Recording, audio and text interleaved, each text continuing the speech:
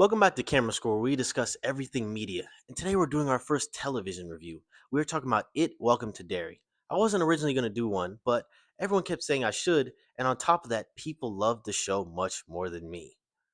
And I need to start a discourse, a discussion, if you will, an intervention.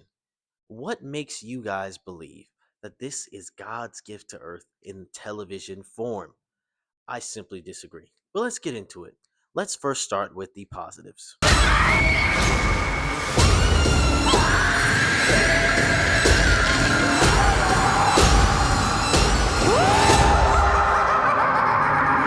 Now, there are a very, very, very good amount of positives on this, but there's also a very large amount of negatives.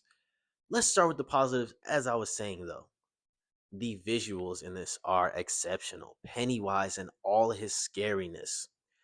Skarsgård is a name heralded in many homes now because of what he's done on this, and then what his brothers have done as well. An acting family of greats.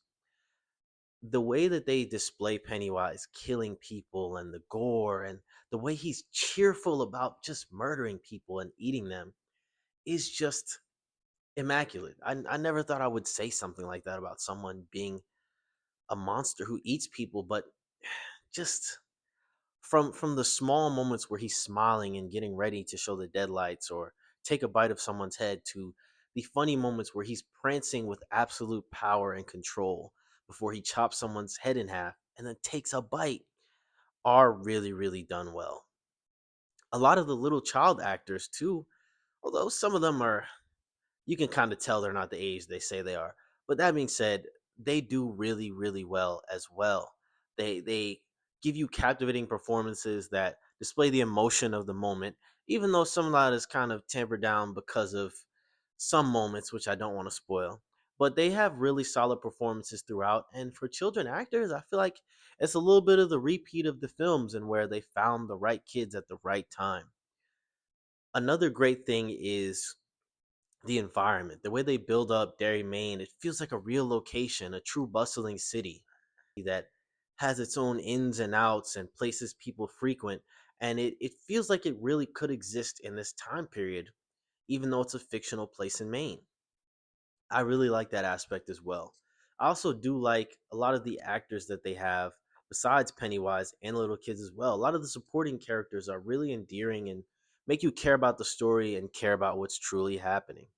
I also do like how they acknowledge the racism aspect, even though they're a little inconsistent with the type of racism that they want to decide exists in this town because they have lynch mobs, but then they also have movie theaters where black people own them and white people just go normally. But that's besides the point. It's a fictional town.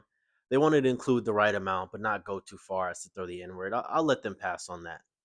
I do like that they even included the black characters and at least gave them agency in terms of what they want to do and their place in this town, how they would be accepted versus how they wouldn't be accepted. That was really cool. Another thing that I really liked was the way that they added to the story of Pennywise without necessarily entirely diminishing the films and their presence. How they kind of tie in, but don't necessarily make the film seem insignificant. Although we will get into a little bit of the negatives where I believe they did a little bit too much, but I've seen worse examples. For example, Obi-Wan Kenobi's spinoff, where they said he never saw Darth Vader again until that moment he kills him, and then they literally just violate the rules that they established in the universe. That might be the most egregious example, even though it was really cool. But that being said, let's get into the negatives. People in this town, it's like the devil sent them.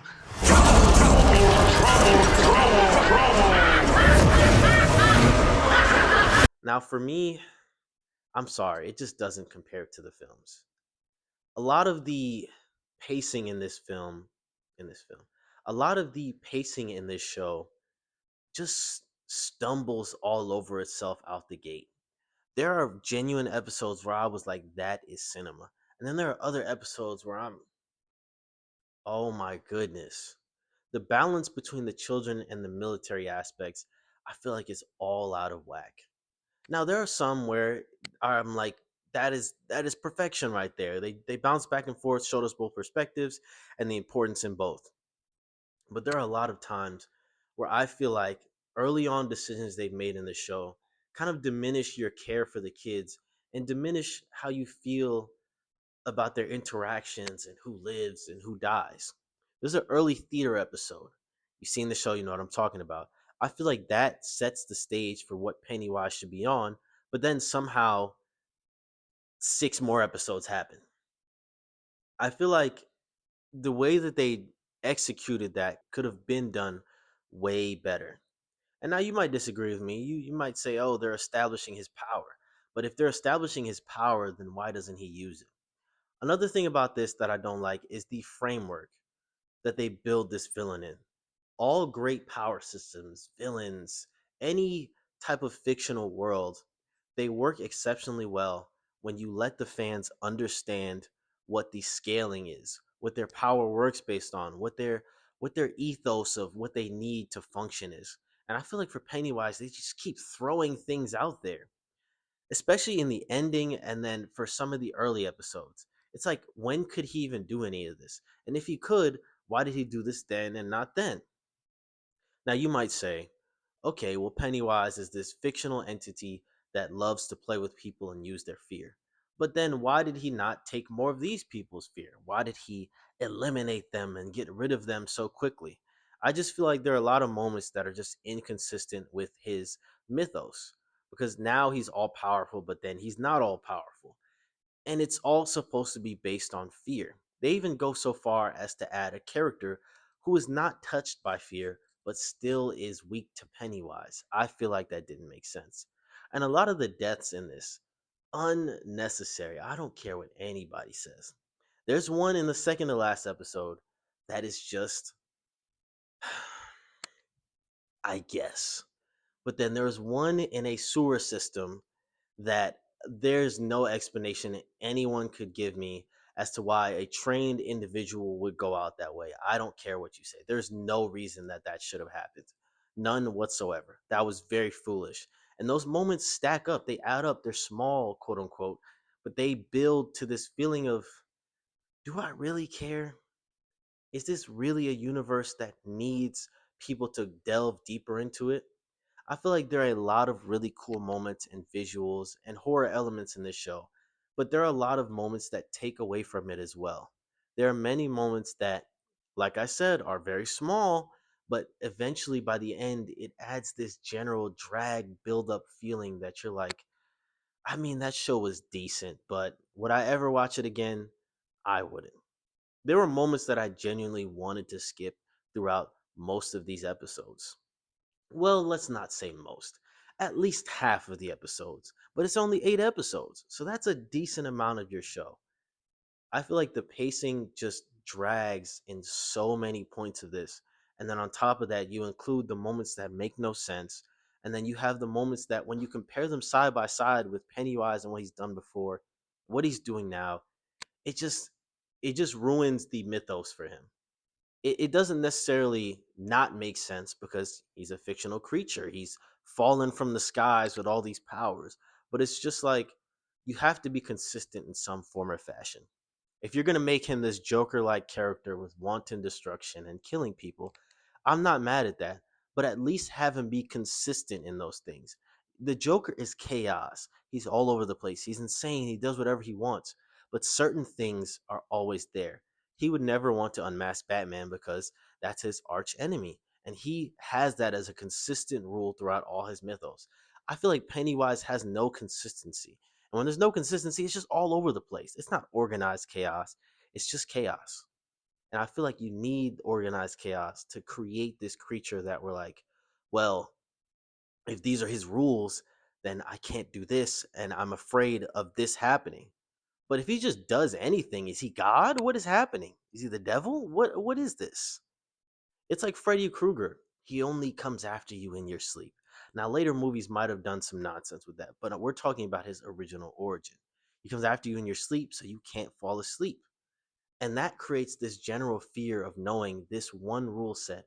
If I try and stay awake, I can attempt to avoid him. For Pennywise, he can just do any and everything. and he does it at will. It's like, well, what is even the point of him carrying out things in the way he does if he can just do this too? It just kind of ruins those later movies. And then they even reference the later movies in a way that I believe doesn't completely diminish the first and second film, but it just steps on it just a little bit. And I feel like I don't like when television shows or spin-offs in this way do that. That being said, it is still a solid show. I would potentially recommend it depending on how much a fan of Pennywise you are and horror and it. But there's a lot of moments throughout this show that I feel like could have been kept and just not put on this show. Certain characters are very interesting, but then they kill off those characters, or certain moments are really nice, but then they diminish other parts of the mythos in the film and even within this own TV show. Now, I know a lot of people are going to disagree with me, but I think y'all are just buying into the hype of the great moments. But you have to embrace a show's highs and its lows. But I'm just here for the camera score.